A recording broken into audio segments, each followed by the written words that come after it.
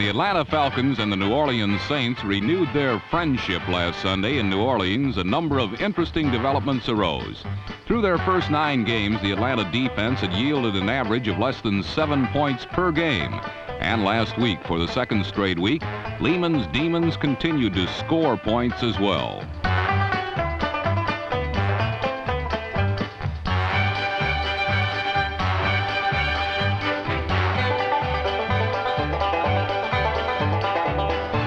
Number 38, cornerback Rick Bias, covered 72 yards on this interception return. And although the Falcon defense has often shown the Falcon offense where the end zone is, it usually hasn't made much of an impression. Last week, however, even the offense got to score a touchdown, as Steve Bartkowski finally got a chance to throw his first touchdown pass of the season. Alfred Jenkins was the disbelieving recipient, as the Falcons ran up their highest point total of the season and led 20-7 at the half. But the second half belonged to Archie Manning and the Saints.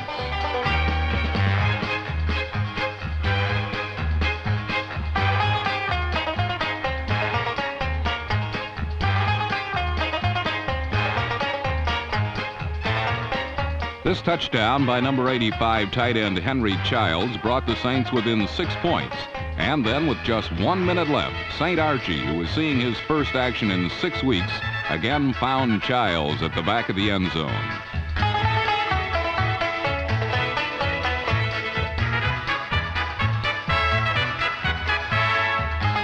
A late but emphatic victory signal sent the Saints and coach Hank Stram home happy for only the 3rd time this season, 21-20.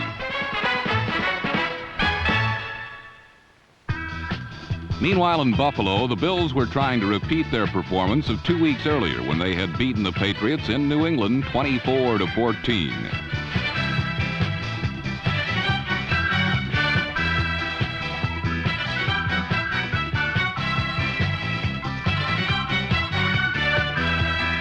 The power of number 34, fullback Jim Braxton, had the Bills ahead 7-6 after 3 quarters.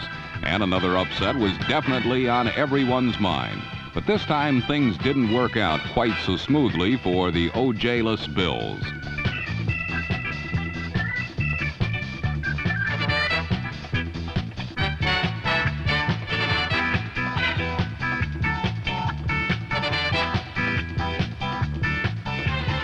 Number 14, New England quarterback Steve Grogan says, "When I'm running and it works, I have much more fun." Even though this touchdown was canceled by a penalty, Grogan still had a lot of fun as he rolled up more yards running than passing. But the big plays in the 4th quarter came from fullback Sam Cunningham, number 39, who ran for 2 touchdowns and saved the day for New England 20-7.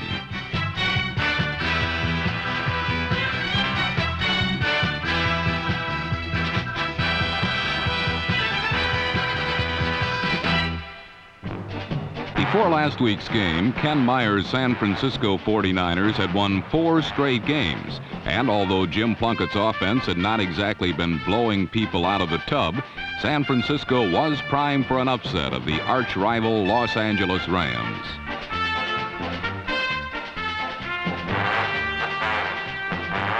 The San Francisco defense had been playing excellently for the past month, and they held Pat Hayden's Ram offense to just 5 completions and 10 first downs in the entire game.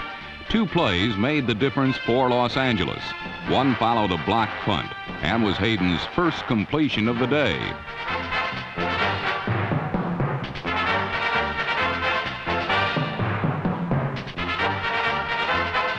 Number 80, rookie Billy Waddy from Colorado scored his first official NFL touchdown, and it gave the Rams the lead for the first time late in the first half. The Rams' only other touchdown came on the 3rd play of the second half and was delivered by the man who is second only to Walter Payton on the NFC rushing list.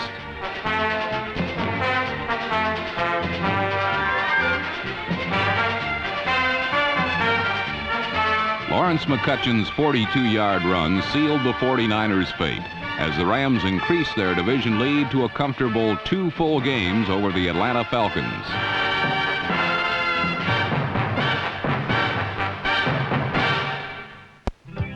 Just when Coach Walt Michaels of the Jets had turned his team from horrible to respectable, he was burdened with the loss of his star quarterback Richard Todd. So last week he watched in envy as Baltimore's Burt Jones hijacked his Jets and held them for a 33-point ransom.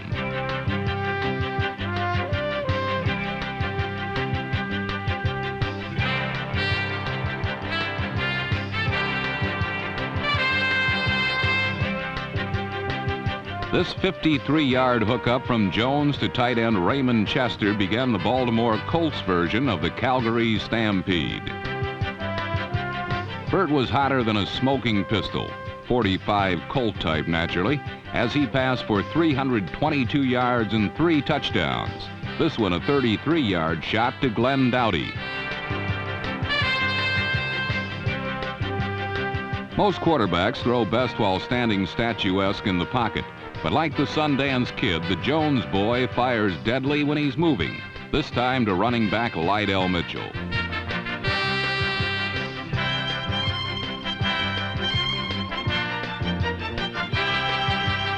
And as if they needed it, the Colt offense got help from the special teams when a David Lee punt sneaked through the Jets' return man, who then went on to compound the error. Baltimore guard Robert Pratt, number 61, was on the winning end of all this largesse as he charged into the end zone to give the Colts a 33-12 victory and to make their record along with Denver's the best in pro football at 9-1. Meanwhile, in New York, substitute Giants quarterback Jerry Goldstein gave the Homers early hope when he hit Emory Moorhead, number 80, to tie the Browns at 7. With regular signal caller Joe Pisarcik sidelined by injury, Goldstein looked to be engineering a major upset when he hit number 33, Bob Hammond, who weaved his way for 68 yards to what used to be called pay dirt, should now be called pay synthetic, but we'll call the end zone. At any rate, it didn't really matter because the play was recalled due to a penalty.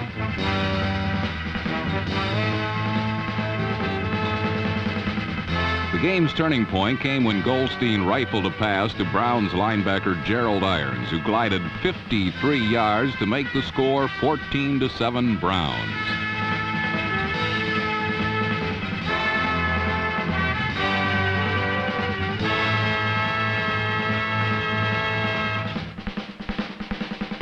The icing was spread by Cleveland quarterback Dave Mays, who hit old vet Paul Warfield for 18 yards and a 21-7 win. They kept Cleveland tied atop the AFC Central with a 6-4 mark. Last Sunday was gloomy and gray in St. Louis, but it started out sparkly and shiny for the Philadelphia Eagles. They scored first when Ron Jaworski hit 6'8" Harold Carmichael, who fought his way in for the score from 13 yards out.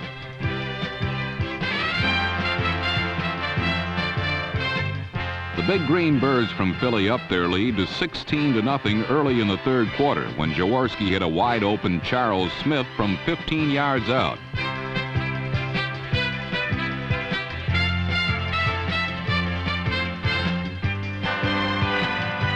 But the upset in the making was snuffed when number 35 Jim Otis cruised 25 yards to put the Big Red Birds on the board. Like a chugging train on a downhill grade, the momentum had switched. Then it was time for a Jim Hart quick strike buzz bomb to lightning flash Mel Gray, number 85.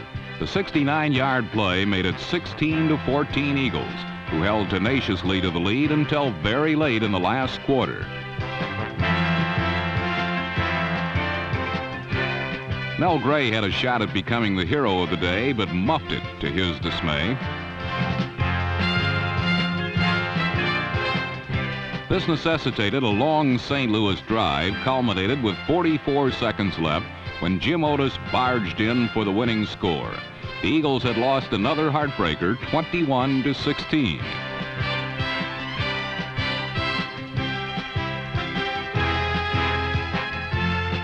For Philly, the loss was their 6th by less than a touchdown, a discouraging situation for Coach Dick Vermeil and the Eagles. Lips quiver and stomachs churn at the thought of becoming Tampa Bay's first victim. And last Sunday, the Detroit Lions experienced just how scary this fear could be.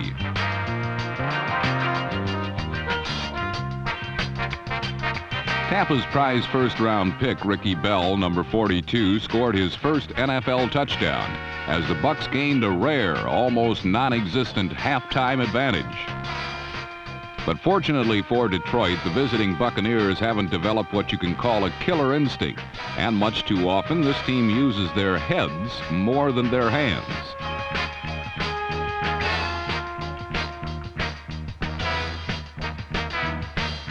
And so it was as Tampa saw opportunity beckon, only to have fate deal them another disappointing blow.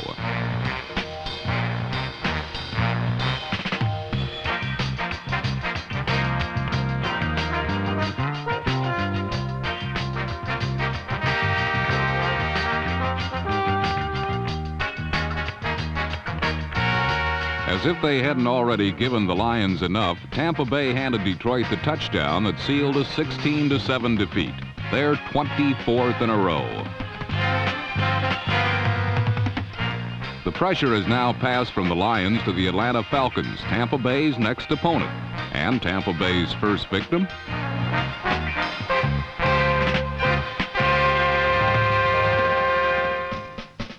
The other expansion team, the Seattle Seahawks, have a running back they fondly liken to a tank.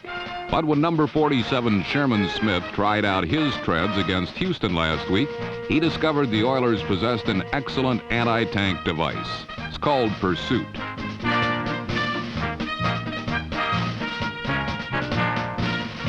Houston's offense, meanwhile, doesn't have any tanks, but they do have a missile launcher operating in silo number 7 under the code name Dante Pastorini.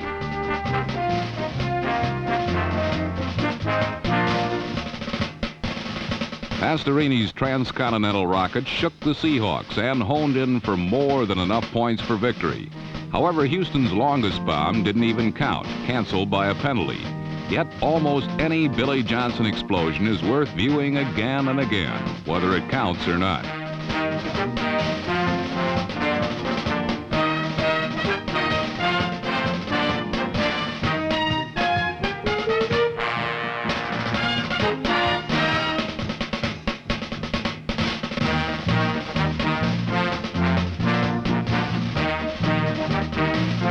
While these 6 points didn't count, others did, as Houston won it 22-10.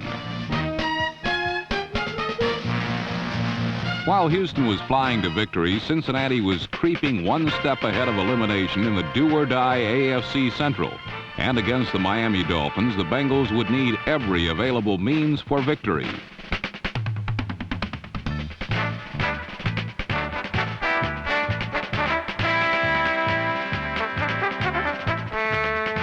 Kenny Anderson's legs gave the Bengals the lead, but Bob Griese retaliated with his arm, quickly regaining an advantage for Miami.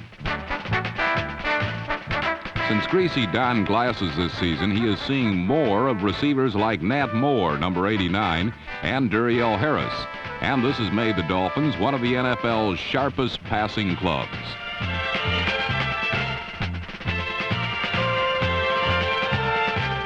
These connections allowed Miami to claim a 17-16 fourth quarter lead, but unfortunately their running game isn't what it used to be.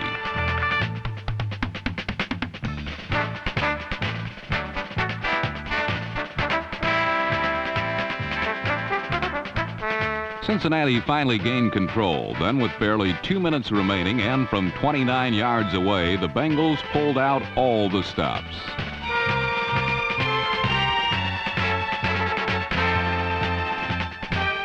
The old flea flicker saved the Bengals from playoff extinction 23-17. In Chicago, hopes of being number one rest with one man.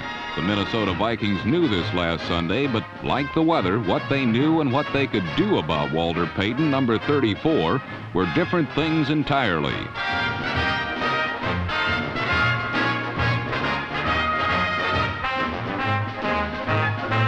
The Vikings seldom stopped number 34 short of a 10-yard gain. And this 58-yard burst was but a small part of an NFL record 275 yards rushing by the league's leading runner.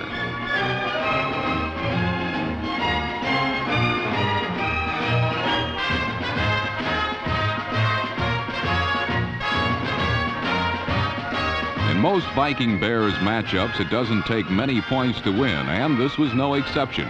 Along the way to the record, Walter Payton picked up the Bears' only touchdown. But this, coupled with a field goal, was enough to defeat Minnesota 10-7.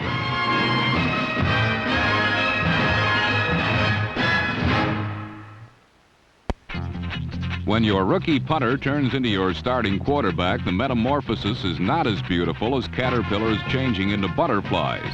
For the Chargers' Cliff Olander, number 10, it was a chance to mingle with a better class of people, like number 72, John Matuszak of the Oakland Raiders.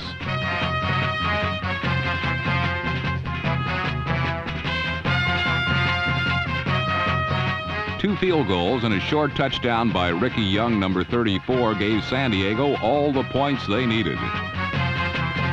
The Raiders were hamstrung by the loss of their starting quarterback, Ken Stabler, and the inability of his understudy, Mike Ray, number 15, to escape the lightning bolts. The hard-pursuing young Charger defense left Ray and the Raider offense in tatters and handed mighty Oakland their second loss of the season, 12-7.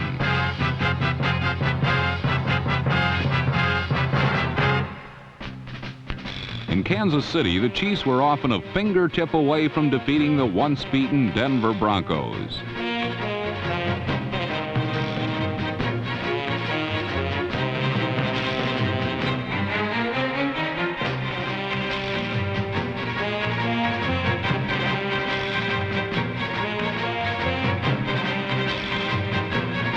Although the Chiefs have won but twice this season, they have produced some thrills and spills. And facing Denver's vaunted Orange Crush defense, quarterback Mike Livingston, number 10, had success throwing underneath the Broncos zone.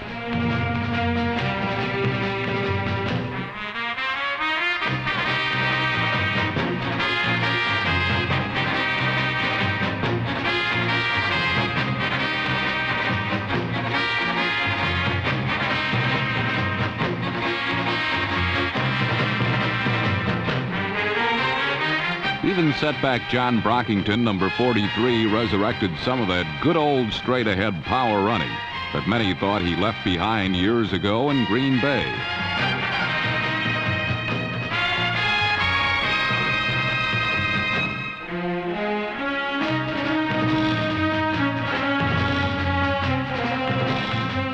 Kansas City tied the game at 7 when Livingston floated a touchdown to number 89, Henry Marshall.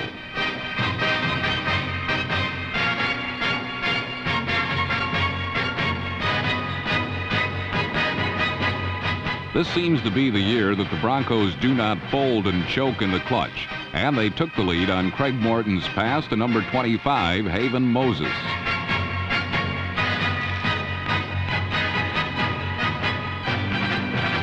But mainly it is the Denver defense that cannot be bent, folded, or mutilated. Number 53, linebacker Randy Gradishar, is the unit's leader and a sideline-to-sideline pursuer.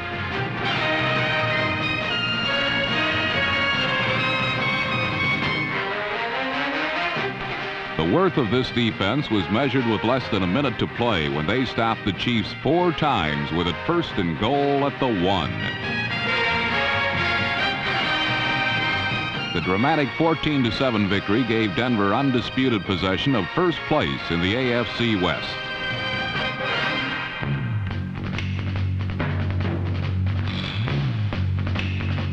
You know, people in Pittsburgh are tough when they say surf's up in late November.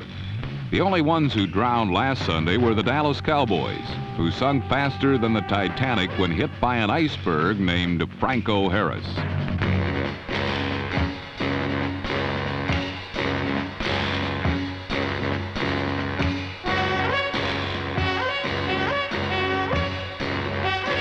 Harris gained 179 yards and scored twice as the Steelers thoroughly whipped the once unbeatable Cowboys.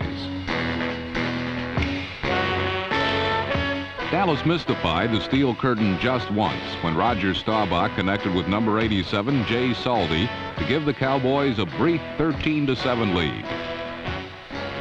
Both teams seem to be replaying last year's scenario when Dallas wilted after a blazing start and Pittsburgh finished strong after a horrendous beginning. Quarterback Terry Bradshaw threw touchdowns to Lynn Swan and number 82 John Stallworth as the Steelers crushed the Cowboys 28-13. If the Cowboys do not find themselves fast, they might indeed flounder. For this week, an iceberg colored in burgundy and gold blocks their path in Washington.